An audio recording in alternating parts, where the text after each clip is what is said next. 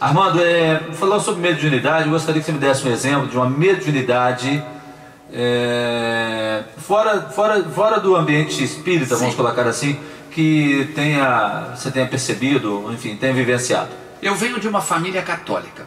Com 6 anos, por ser criado com muita religiosidade, eu comecei a ser sacristão, coroinha. E dos 6 aos 11 anos, eu fui sacristão, coroinha. Eu saí do catolicismo, Arnaldo, porque o catolicismo não estava me oferecendo o tipo de alimentação que eu desejava. O espiritismo ofereceu e eu fui em frente. Na minha formação religiosa, eu estudei com monges budistas, com sacerdotes, com lamas, do Tibete, da China, do Japão, da Coreia, do Vietnã, da Índia, e continuo estudando estes caminhos. Morei em mosteiro budista há muitos anos, aprendendo acupuntura e medicina tradicional chinesa, e tenho um relacionamento com segmentos religiosos os mais diversos. Eu digo que a melhor religião do mundo, Arnaldo, é aquela que você se realiza dentro dela. E uma das coisas extraordinárias que eu vejo no movimento espírita é: respeitamos toda e qualquer religião, mesmo que não concordemos com este ou com aquele comportamento do princípio daquela religião. Então, eu tenho pacientes, amigos de todos os segmentos religiosos. Certa vez, um paciente nosso, que é nosso amigo, que é de um determinado segmento das igrejas protestantes, nos convidou: Falcone, vai vir aqui em Juiz de Fora um pastor itinerante. Eu sabia o que era pastor itinerante, mas perguntei para ele: o que é pastor itinerante? É um pastor sem igreja. Ele faz parte da nossa religião, e como ele tem o dom da palavra, o dom do Espírito Santo, ele cada final de semana está numa comunidade, viaja o Brasil inteiro, vai para Angola, vai para os países de língua portuguesa, na África, Portugal, viaja para todo lado. Eu gostaria que você ouvisse ele. Eu disse: perfeitamente. No dia tal, aprazado, entrei no meu terno, na minha gravata, porque faz parte dessas religiões a indumentária adequada, e compareci. Quando eu cheguei lá, uma igreja muito grande, eu não localizei o meu amigo. Sentei, como qualquer cidadão da religião, teve o coral, cantou músicas extraordinárias, e o pastor, que era responsável por aquele templo, após a oração de abertura, falou da presença do pastor itinerante, agradeceu a presença de todos e passou a palavra para o pastor itinerante. Este homem, nós vamos, é claro, omitir a religião e o nome do pastor por questões éticas. É uma criatura muito conhecida nos movimentos das igrejas protestantes pentecostais. E ele levantou, e o homem me colocou de boca aberta, como se diz popularmente, de queixo caído. Ele falava com uma veemência, um tom de voz muito bem calibrado, e usou exemplos a respeito da passagem da Bíblia que ele comentava naquela oportunidade. Moral da história: um showman, sem exibicionismo, sem nada de caricaturismo. O cara deu um show interpretando aquela parábola do Evangelho de Jesus. Quando acabou, o coral tornou a cantar, não é isso? E fiquei muito emocionado, como eu vi várias pessoas em volta com os olhos umedecidos pela palavra de esperança que o pastor deu. E eu vi que algumas pessoas aproximaram-se dele. No movimento espírita, nós temos o costume de, quando acaba a oratória, quando acaba a reunião, quando gostamos, nos dirigimos para dar um abraço, um aperto de mão no expositor. E eu vi que umas 3 ou 4 pessoas se aproximaram dele, e eu disse: vou aproveitar a oportunidade. Quando eu cheguei perto dele, já estavam as pessoas saindo. Após abraçá-lo, eu aproximei e disse: posso ter a honra de pegar na sua mão, de receber um aperto de mão? Ele abriu os braços e disse: que aperto de mão, coisa nenhuma, irmão. Vai, me abraça, vamos nos abraçar. E eu o abracei.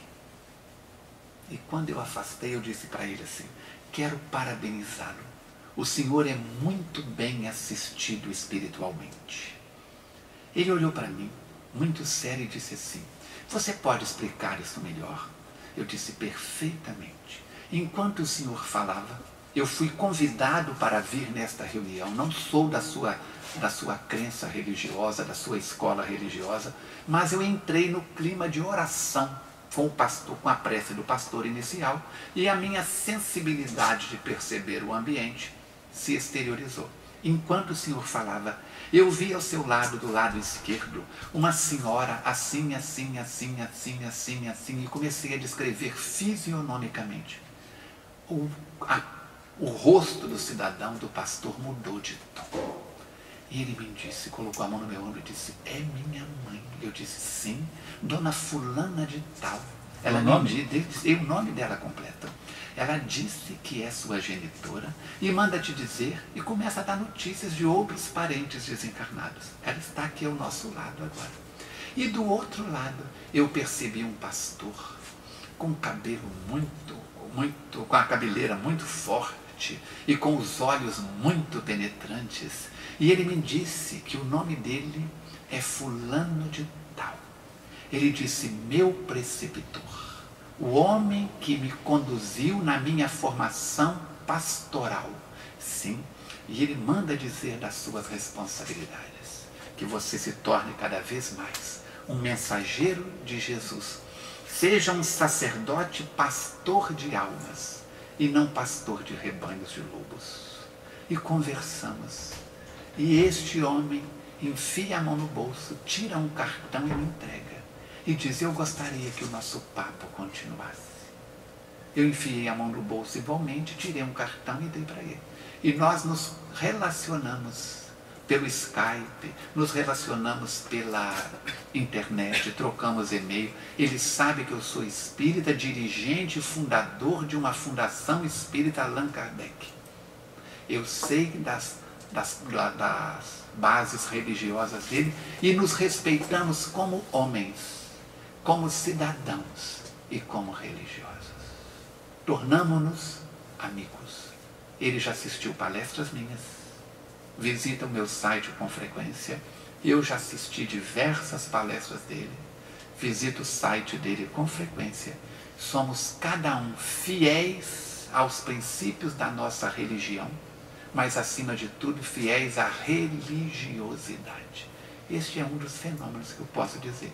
Agora em Dubai aconteceram vários fenômenos com espíritos do Islã e outros mais que a gente poderia contar, mas que o tempo não permite. Então fica essa experiência acontecida dentro de um templo religioso que eu nunca havia pisado, de uma religião que eu nunca havia frequentado, com um cidadão que eu nunca havia visto, mostrando que a mediunidade está presente em qualquer lugar.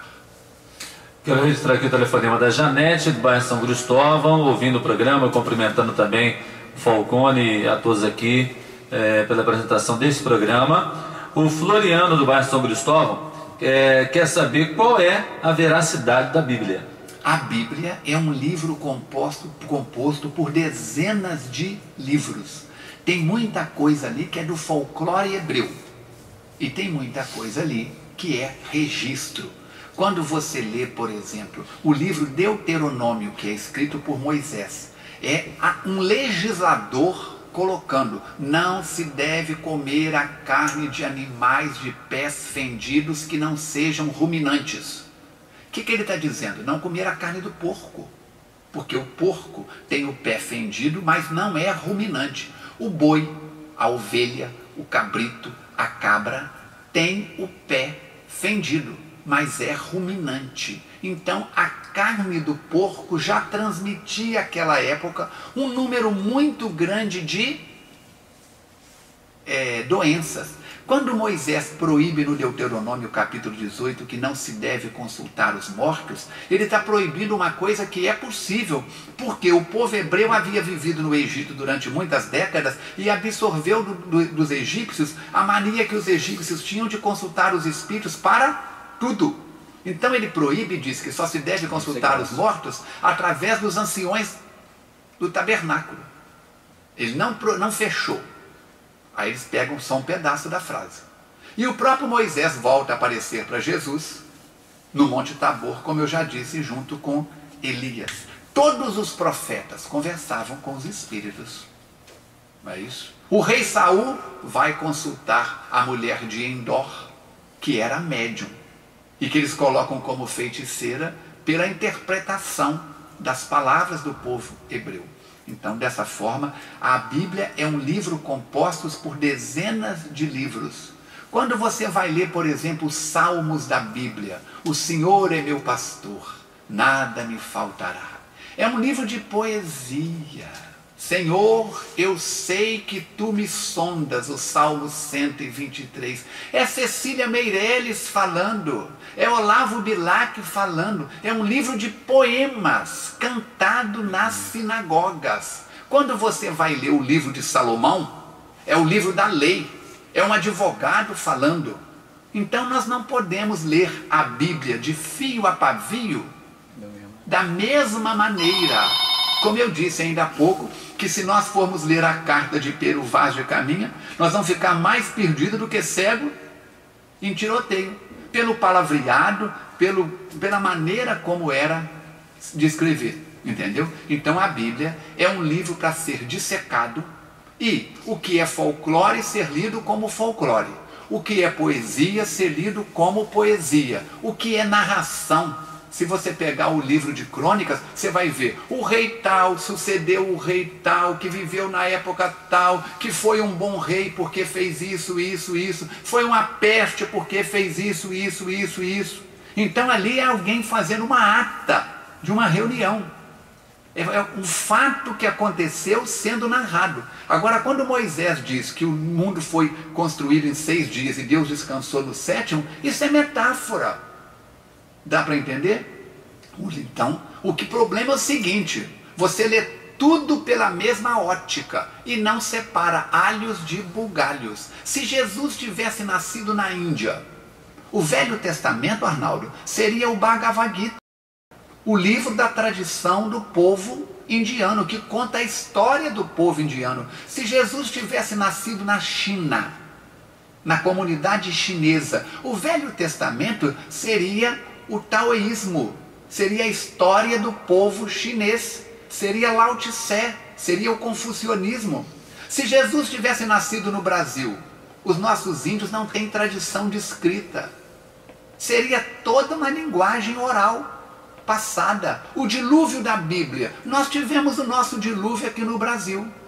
Nas lendas tupiniquins contam que Ceci e Peri, quando veio a grande enchente, subiram numa carnaubeira, um coqueiro do Nordeste, uma palmeira do Nordeste, uma palmácia, não é isso? E durante 40 dias choveu, a palmeira foi arrancada, ficou flutuando, e eles se alimentaram de frutos que passavam por ali trazidos.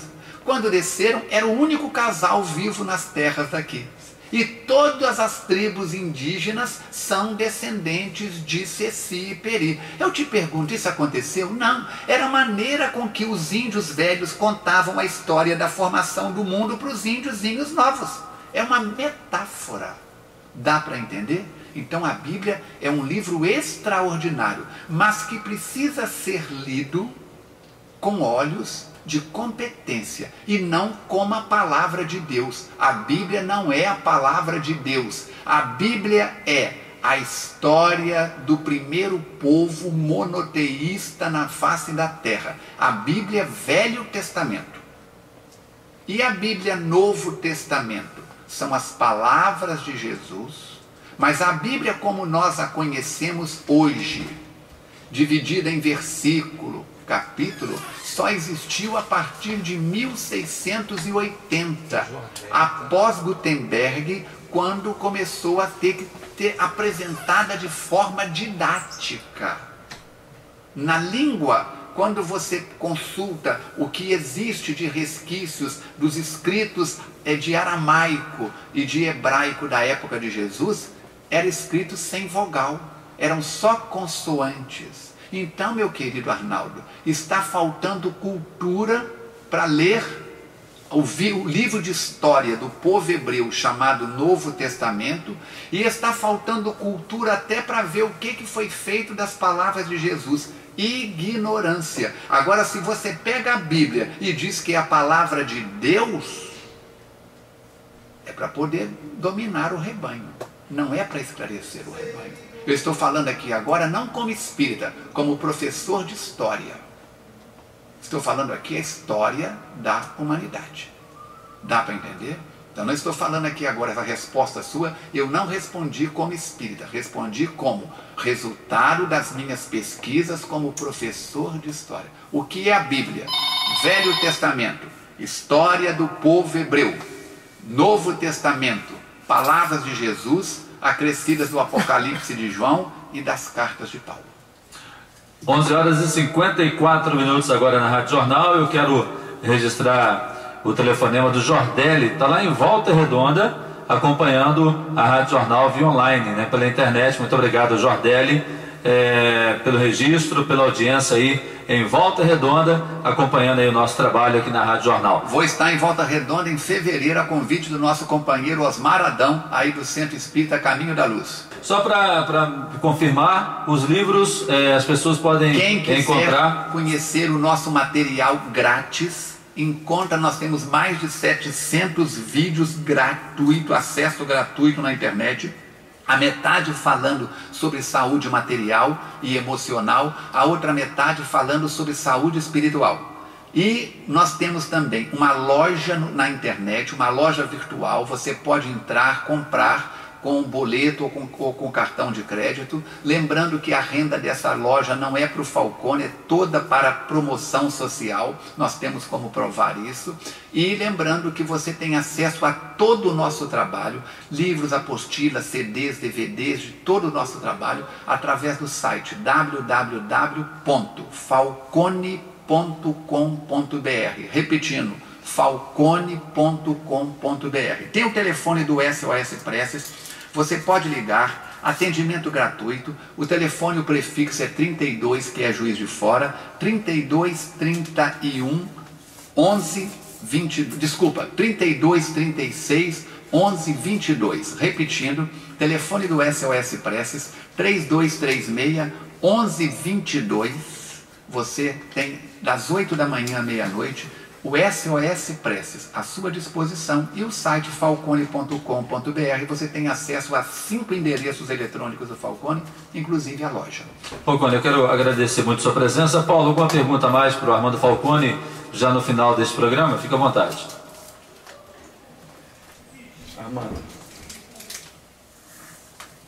eu gostaria que você esclarecesse para nós, assim, em rápidas palavras, acerca da situação em que nós vivemos, dos porquês da violência que tanto tem despertado a atenção da mídia e o enfoque, não é, muito saliente dessas questões. A violência é resultado da falta da fraternidade. A violência é a prova da falta da amorosidade. Quando Jesus diz amar a Deus sobre todas as coisas e ao próximo como a si mesmo, está faltando o respeito da criatura pela própria criatura, da criatura pela natureza, da criatura pelo meio ambiente. Por isso está faltando educação. Está faltando a presença de Deus na vida daqueles que tomam essas atitudes. Todo aquele que se torna religioso no aspecto da religiosidade, do respeito ao próximo, independente da cor, da condição social, da nacionalidade ou da religião, está construindo pontes. Allan Kardec resume tudo isso numa frase: ser hoje melhor do que eu fui ontem, para ser amanhã melhor do que eu sou hoje. Sermos mensageiros da paz, sermos cartas vivas do Evangelho, sermos homens e mulheres de bem. Essa é a nossa missão. Vamos fazer acontecer. Quem sabe, faz agora. Não espera acontecer. Quem fica esperando a hora, Paulo, a hora nunca chega. Então vamos fazer agora, aqui e agora. Um momento de sermos o verdadeiro cristão, o homem, a mulher, o Filho de Deus, que honra a vida sendo do bem. Armando Falcone Filho, muito obrigado pela sua visita à Rádio Jornal, aos programas Luz da Manhã e ao programa Roda Viva, e as portas da rádio sempre abertas, o convite aberto sempre a você. Assim que tiver uma um espaço na sua agenda e vier aqui na nossa região, o programa está à sua disposição.